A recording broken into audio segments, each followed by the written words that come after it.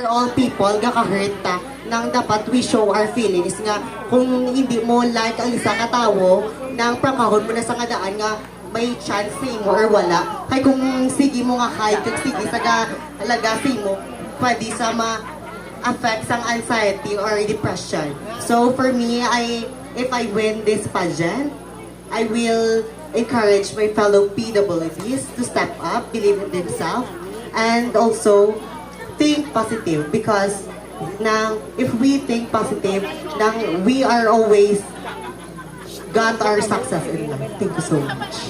Thank you so much. Thank you so much, candidate number 1. You may now proceed to the backstage to have a summer rest. I don't know.